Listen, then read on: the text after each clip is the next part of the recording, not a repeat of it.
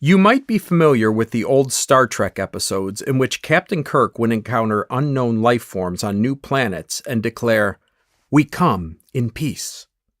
Sometimes I think this declaration should be a mandatory starting point when engaging in spiritual conversations.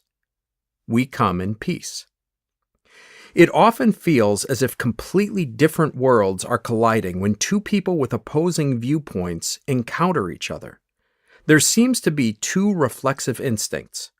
One, to protect one's own territory, and two, to dominate the other's territory. Even the best of us, those who truly mean well, can't help but be caught up in this pull toward claiming and protecting spiritual, religious, philosophical, and even sometimes political territory. As followers of Jesus, how do we hold on to our convictions and cherished beliefs while giving other people the space to hold on to their own as well? And even more complicated than that, how do we spread the message of the hope we have, the good news, without dishonoring, belittling, or insulting people in the process?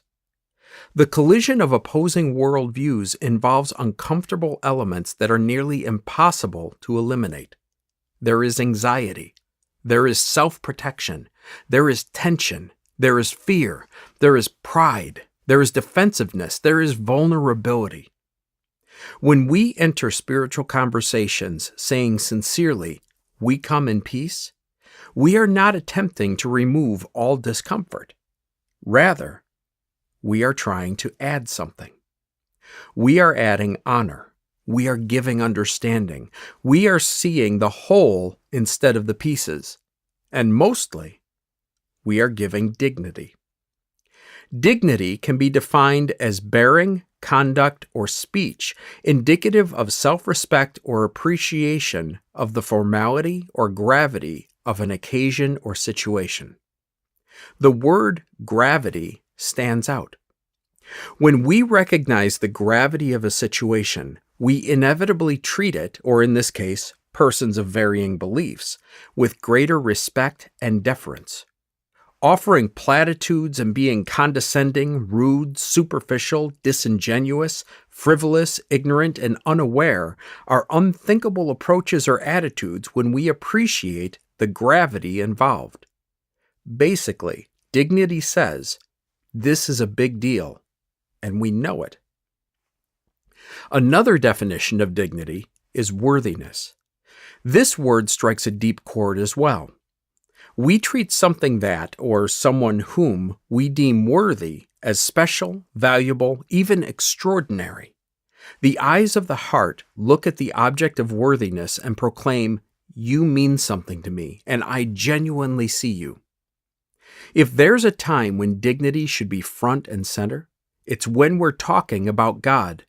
We Christ followers talk much about love when it comes to showing and spreading our faith, as we should. But what does love really look like? Love looks a lot like dignity. It recognizes the gravity of a person. It recognizes the worthiness of a person. And it is truly genuine. Like many followers of Christ, Cheri and I have compassion for those who are spiritually adrift or searching for something more. We have a heart for people who are exploring spiritual things and are trying to find answers to the bigger questions of life. We have spent many years and tears walking with others on their journey to discover truth. We met in our early 20s. And it didn't take long for our lives to merge around one common passion: ministry. Not in a vocational sense, but in the truest sense of the word: to serve. We both feel drawn to help people who have already decided to follow Jesus Christ and who seek to deepen their faith. And we love helping people who are seeking to know God find their faith. We realized early on, though, that we were just as in need of guidance, support, and challenge as anyone else. Even more, we recognized that if we weren't vulnerable, open, and genuine with others in this pursuit of spiritual growth, we stripped ourselves of the right to ask for these very same qualities in others.